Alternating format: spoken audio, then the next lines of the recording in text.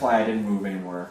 Oh. I thought it was a race. I'm not paying too much attention. Oh my god, I didn't get the memo, and shit got real. So, describe your skirmish, Brian.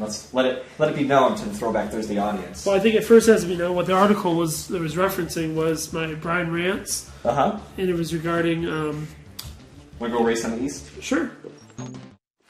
It was regarding the remastered games. And I don't know about you guys, but, like... Don't really grind my gears. Yeah, it's... I mean, man, it's like these remastered games are coming out left and right. Every time I look up game news, all I read about is how a new, an old franchise is coming back remastered. And it's like, okay, whatever. But it happens over and over and over again. Like, okay, so you've got, like, Ocarina of Time on the 3DS. Okay, cool. Then you got, like, Majora's Mask also on the 3DS. And then you've got... Last of Us Remastered. I'm probably getting some angst on this, but I don't understand Majora's Mask. It's cool. Like I don't hate it. I haven't played through it. I know it has a cult following, but Link Between Worlds, phenomenal Zelda game. Anyone that has a 3DS, grab that. But I interrupted you. I'm sorry.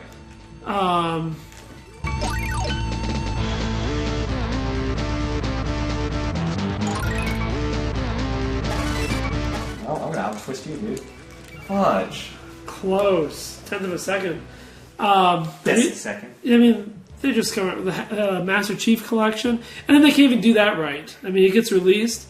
It doesn't have the online working. It has so many issues with it. That's part of the rough part, too, because everybody, not everybody, but most people that picked up want to play Halo 1, Halo 2 online. Right. Those old games that cannot play online. Right. Now, I did hear they patched it or whatever, but... Come on, release it right. But it took a month right. later. Yeah, I mean, well, the obvious thing is that they wanted to hit the anniversary date, which is November. So that date was so important to them. And another thing is, of course, they wanted a big holiday hit for the Xbox One to, keep the competition alive because, the sale-wise are not doing terrible, but they're second place. So, like any good competition, they want to be first place. And the way to do that in the game business is, there's different tactics, sign up with some exclusives or, but it's mainly the games that come on the system, at the end of the day. And that's one of their flagship games, period. Halo is a flagship game. They wanted to come out this holiday season. They wanted to have that temporary price drop to $350. They want all this stuff to cascade into what they hope would be, for them to start gaining momentum. And so, but the sad part is this game obviously, the servers at least, were just not ready. It wasn't ready for November. It was probably ready for late December, Right. But that's the sad part. It's obviously they felt the gun on their neck. They had to have it come out on a November, and that's the result. Just people waiting on patches. To get that online experience. Now, it's not me down talking Microsoft in general or be coming off as a fanboy like ooh. None of that. I mean, I want a Halo Master Chief Collection to be awesome, Uh-huh. I just feel it's kind of sad that it took some time for them to really get to that point, for anyone that bought a copy.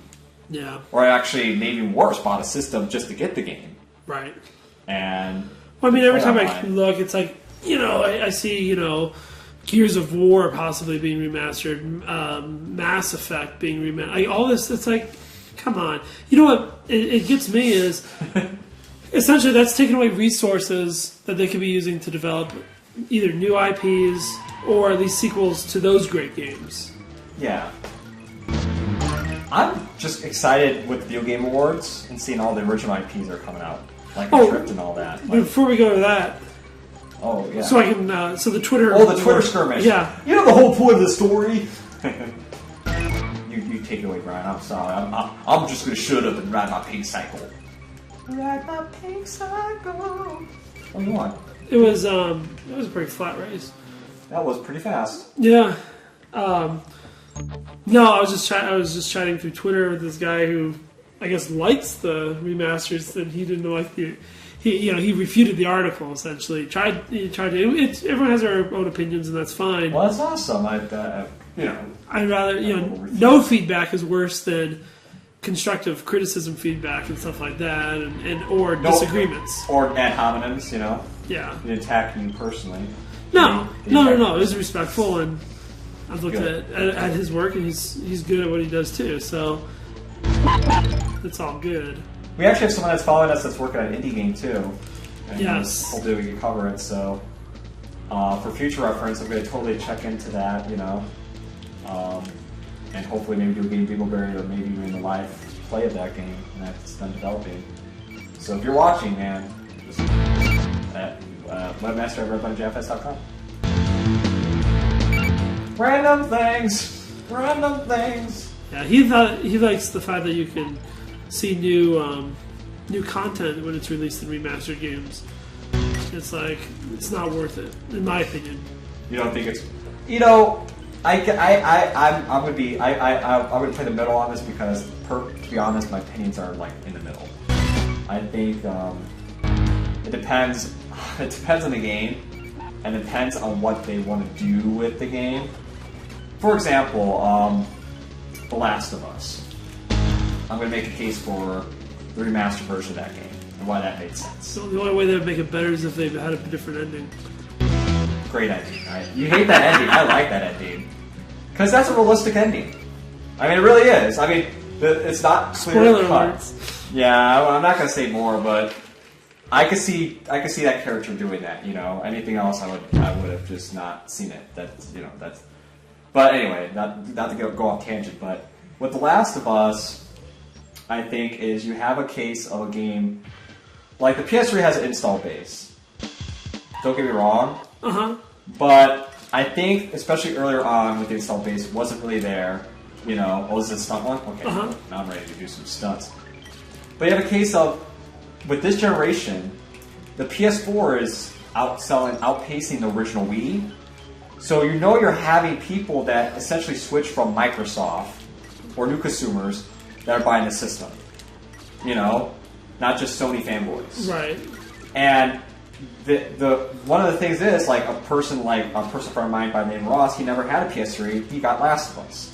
So it's like you have a new market of people that don't have that preceding system. They didn't have the chance to enjoy that game, and you're bringing it out on the system that they adopted with better visuals.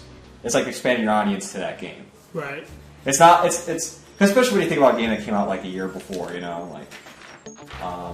It's my case for that one. I mean, I guess it really depends on games. I mean, some games are just quick cash in HD collections or whatever, Right. And I can understand, I don't know. I like to see new IPs, so that's, could I segue this to the Video Game Awards? Sure. By saying that's what made me actually really like the Video Game Awards this year. I tried watching VGX, on Spike, how it was before. This is like a new iteration of that idea, but better. And this one I really like. I mean, it didn't have a ton of awards. That's probably a complaint that's span around, Yeah, they kind of a couple of the awards, they just kind of said, and the winner was this. But really, it was like a second E3. I thought that was awesome because there was so much new content exposed from both tons. Sony and Nintendo. And the great thing is, it was a lot of original content. Games like Adrift and I believe the other one's called Behind. Sorry if I got the title wrong. It's with the cavemen. Oh, yeah. On that title. Before, that's it. The game's called Before. And, another game made by, not Starbreeze, but the guy that made Brothers is making another original game.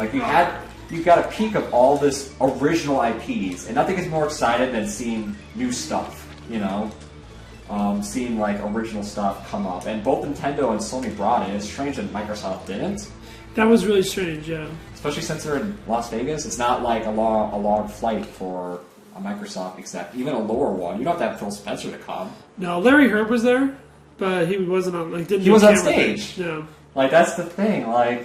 And they did have. I mean, there were some there was third parties that advertised stuff that was also on Xbox, but it wasn't exclusives.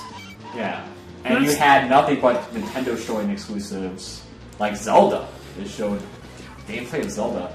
The only thing that rubbed me off the wrong way because I really wanted to see Star Fox was that, they talk about Zelda and they showed Zelda. Which was cool.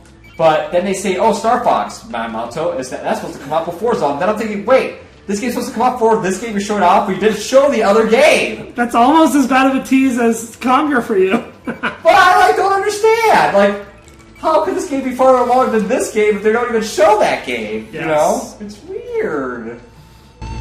It's just weird. I just want to frickin' see this game. God damn it. Let me know it's real, Nintendo. Yeah, I can tell you, like, Do a barrel, bitch.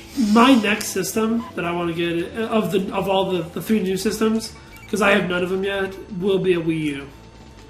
I'm going Japanese. I have to be upfront. I have a PS4 and a Wii U, but you know, eventually I'll get Xbox One. I absolutely hate that. But I can tell you honestly, like I recently bought an Xbox 360 late in the cycle. I bought it November of 2012. And so I still got a lot of good use, I think, left in my 360. There's a lot of games I haven't played yet, so that type of thing, you know? And what I'm seeing is the fact that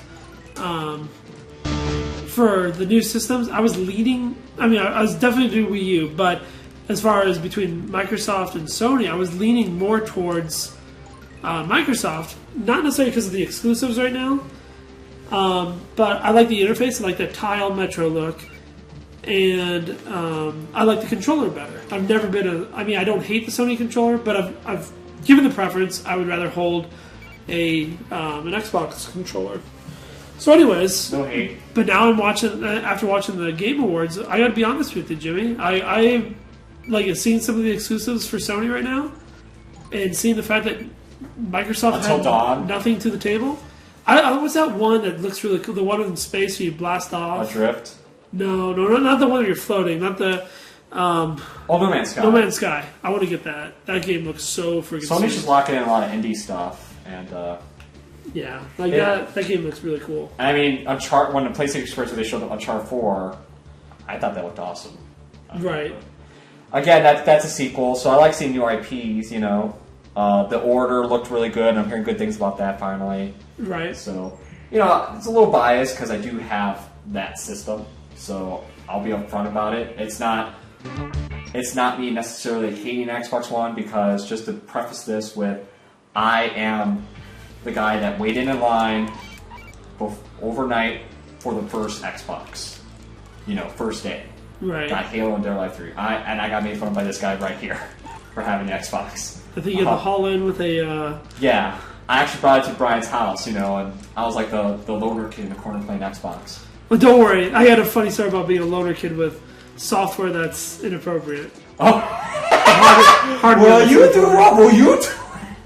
Alright, so... Who was in your book? If you're listening to this, you'll know who you are, but I went to... you know who you are. Point of I won't mention names. You'll know who you are. But I went to his birthday party once, and it was a LAN party where computer screens are still with CRTs, and in order to get a lot of processing, they were big boxes. So, anyways, we brought in. So it was a LAN party, and everyone was super into playing Half-Life Counter-Strike. Oh, fudge. And you're doing good, Brian. Thank you. I brought in my laptop, which is already a shun compared to the computing power they had, and it was my old iMac or iBook. I was sitting there. I was playing Warcraft 3 on it, which is pretty cool. Okay. Good game. You know, Blizzard makes stuff for all the. Yeah, that's a throwback. For both. They do the stuff for both Mac and PC. It was kind of cool. Blizzard's been really good at that. Cross platform. Yeah. Like Mega Jump. But yeah, I couldn't play with them, so actually he had to grab his little brother's computer. Aww. And I ended up playing Counter-Strike on that. It was fun. That's nice. I never really got into Counter-Strike. Uh-huh. I mean, I know it's obviously one of the big games of the shooting genre, period. Oh yeah.